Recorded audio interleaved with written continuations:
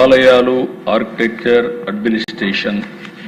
అయితే వరంగల్ రాజధానిగా చేసుకుని పరిపాలించిన ఈ ప్రాంతం అంతా కూడా తెలుగువారు పరిపాలించిన సందర్భం. విజయనగరం సామ్రాజ్యం, తెలుగు కళలు, సాహిత్యం, సంస్కృతి ఇవన్నీ కూడా పట్టం కట్టే పరిస్థితికి వచ్చారు. బ్రిటిష్ వాళ్ళు వచ్చిన తర్వాత దేశ పరిస్థితులు పూర్తిగా మారాయి. 1573 నుంచి దగ్గర 1773 నుంచి 200 సంవత్సరాలు మెడ్రాస్ ప్రెసిడెన్సీ. అక్కడ తెలుగు జాతి పూర్తిగా మనుగడ కోల్పోయే పరిస్థితి వచ్చింది. తెలుగు వారిని మదరాసిగా పిలిచే పరిస్థితి వచ్చింది. మళ్ళీ నందమూరి తారక రామారావు గారు తెలుగుదేశం పార్టీ పెట్టి ప్రపంచం మొత్తం తెలుగువారి ఆత్మ గౌరవాన్ని చాటి చెప్పే పరిస్థితికి వచ్చారు. 73 ఏళ్ల ప్రయాణం దేశం. ఓసారి పొట్టి శ్రీరాములు గారు 58 రోజులు దీక్ష, బలిదానం. ఆయన అమరజీవి ప్రాణత్యాగంతో బిగినింగ్లో ఎవరు పట్టించుకోకపోతే అక్కడి నుంచి ఆయన బలిదానం చేసిన తర్వాత ప్రజలు గుండెల్లో ఒక పోరాట పటిమ రావడం, రాష్ట్రం మొత్తం రగిలిపోవడం, అక్కడి నుంచి తిరుగుబాటు ప్రారంభిస్తే సాక్షాత్ నెహ్రూ లాంటి వ్యక్తి దిగొచ్చాడు. 1952 డిసెంబర్ 13న రాష్ట్ర ప్రకటన. చాలామందికి చరిత్ర అర్థం చేసుకోవాల్సిన అవసరం ఉంది. మళ్ళీ ఒకసారి అర్థం చేసుకుని తెలుగు జాతి పడినటువంటి ఇబ్బందులు కానీ, తెలుగు జాతి చూపించినటువంటి అనేక సందర్భాల్లో చొరవ కానీ మనం గుర్తుపెట్టుకోవాల్సిన అవసరం ఉంది. అయితే ఆ దిశ ఒకసారి చరిత్ర చూస్తే 1953 అక్టోబర్ 1వ తేదీన ఆ రోజు విజయవాడకు వచ్చుంటే, ఈ 13 జిల్లాలకు సెంటర్ ప్లేస్ కాబట్టి ఈ 73 సంవత్సరాల్లో ఏ విధంగా ఉండేదో ఒక్కసారి ఊహించుకుంటే కందదు. కానీ ఆ రోజు ఉండే రాజకీయ పరిస్థితులు, ఆ రోజు రాజకీయ పరిస్థితులు ఇక్కడ కమ్యూనిస్టులు ఉన్నారు. కాంగ్రెస్ పార్టీ ఇక్కడ ఇవ్వడం ఇష్టం లేదు. విధిలేని పరిస్థితిలో ఆంధ్రప్రదేశ్ రాష్ట్రాన్ని ఇచ్చారు. విధిలేని పరిస్థితిలో ఆంధ్ర రాష్ట్రాన్ని ఇచ్చారు. కానీ అప్పటికే ఇష్టం లేదు కాబట్టి నేరుగా ట్రాన్సిట్ రాజధానిగా కర్నూలులో పెట్టి, మనం అందరం కూడా హైదరాబాద్ పోతున్నాం కానీ తాత్కాలిక రాజధాని కర్నూలులో పెడదామని పెట్టి ముందుకు పోయే పరిస్థితికి వచ్చారు.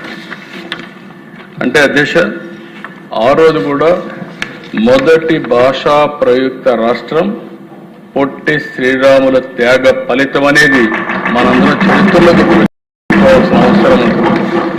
అంటే తెలుగు వారికి పౌరుషం లేక కాదు, సత్తా లేక కాదు, ఓసారి పోరాడాలనుకుంటే పోరాడే శక్తి ఉంది. అందుకే ఆ రోజు పోరాడిన తర్వాతనే వచ్చాయి.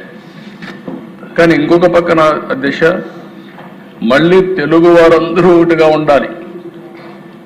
ఎప్పుడో ఆ ఫీలింగ్ ఉంది. విడిపోయాం, కలిసాం అనేక సందర్భాల్లో. అంటే ఆ రోజు మళ్ళా అందరూ ఒకటిగా ఉండాలని ఆ రోజు చూస్తే హైదరాబాద్ రాష్ట్రంలో ఉండే ముఖ్యమంత్రి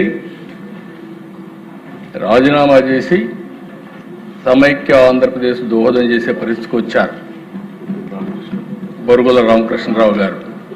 అంటే ఆయన రాజీనామా చేసి నీలం సంజీవ్ రెడ్డి గారిని చీఫ్ మినిస్టర్ చేసి ఆంధ్రప్రదేశ్ రాష్ట్రాన్ని ఏర్పాటు చేసుకునే పరిస్థితికి వచ్చారు. అంటే ఇక్కడ మనం గుర్తుపెట్టుకోవాల్సింది రాజధానులు కోల్పోవడం, విమర్శలు, వివక్షతలు, అవమానాలు అన్నీ భరిస్తూ వచ్చాం. ఓసారి అది అయిన తర్వాత మీరు చూసినప్పుడు అధ్యక్ష 1956 నవంబర్ 1న ఆంధ్రప్రదేశ్ రాష్ట్ర అవతరణ. దీనికి కూడా పెద్ద కాంట్రవర్సీ చేశారు. 53లో మొదటిసారిగా రాష్ట్ర అవతరణ పొట్టి శ్రీరాములు గారి త్యాగం. 56లో నవంబర్ 1న ఆంధ్రప్రదేశ్ రాష్ట్ర అవతరణ. మళ్ళీ 2014 జూన్ 2వ తారీఖున 2 రాష్ట్రాలు విభజన. ఏ రోజు జరపాలి ఆంధ్ర రాష్ట్ర అంటే దీనికి సమాధానం లేకపోతే అందరూ ఇది చేస్తామంటే కాదు అని మనం చెప్పే పరిస్థితికి వచ్చాం. అందుకే మొన్న మా డిప్యూటీ సీఎం గారు మేము మాట్లాడుకున్నప్పుడు పొట్టి శ్రీరాములు గారు డిసెంబర్లో ఆత్మార్పణ చేశారు కాబట్టి అప్పుడే జరుపుదామని జరిపి ఆయన కోసం ప్రత్యేకమైన రోజు ఏర్పాటు చేసిన కూటమి ఎన్డీఏ కూటమి అని చెప్పి కూడా నేను మీకు తెలియజేస్తున్నాను. అయితే అధ్యక్ష, నేను ముందే చెప్పాను, తెలుగుదేశం పార్టీ ఆవిర్భావంతో మదరాసి అనే ముద్ర పోయింది. నేను ఢిల్లీకి పోయినా కూడా అంత మునుపంత మీరు ఎక్కడి నుంచి వచ్చారంటే మీరంతా మద్రాసు నుంచి, ఆంధ్రప్రదేశ్ రాష్ట్రం ఉంటుందని అర్థమయ్యేది కదా. కంబైన్డ్ స్టేట్లోనే తెలుగు రాష్ట్రాల గురించి గుర్తించలేని పరిస్థితి.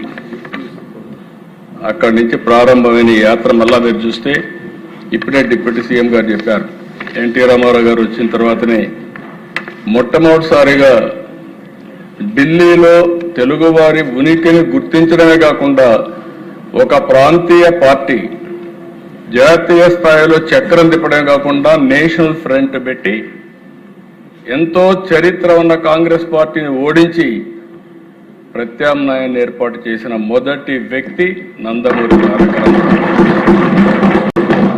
ప్రధాన ప్రతిపక్ష రోల్ కూడా ప్లే చేసే పరిస్థితికి వచ్చాం అధ్యక్ష.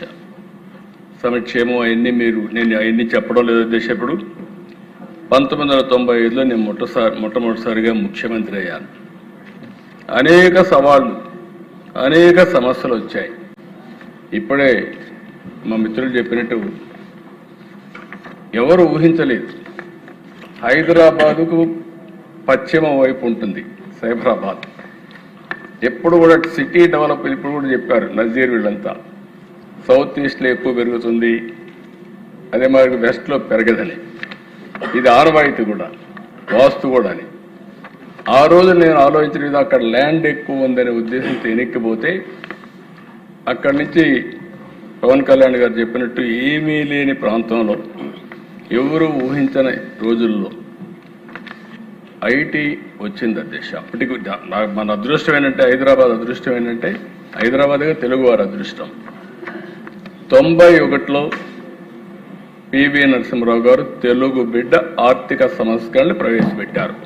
అది ఈ దేశానికి దిశ నిర్దేశించే పరిస్థితికి వచ్చారు. అది అందిపుచ్చుకున్నాం. దానిపైన 2020 విజన్ డాక్యుమెంట్ తయారు చేశాం. ఇంటర్నెట్ రెవల్యూషన్ వచ్చింది. ఆ ఇంటర్నెట్ రెవల్యూషన్ అందిపుచ్చుకున్నాం. దాన్ని అందిపుచ్చుకొని ఫస్ట్ మూవర్ అడ్వాంటేజ్ తీసుకున్నాం. అది తీసుకుంటే అధ్యక్ష ఈరోజు చాలా సంతోషం నాకు ఒకసారి అనిపిస్తుంది. చరిత్రలు ఎట్లుంటాయని ఇప్పుడే మీరందరూ కూడా చెప్పారు. చెప్పిన తర్వాత అధ్యక్ష ఇప్పుడే ఒక ఫిగర్ తెప్పించాను అధ్యక్ష. ఆ ఫిగర్ తెప్పిస్తే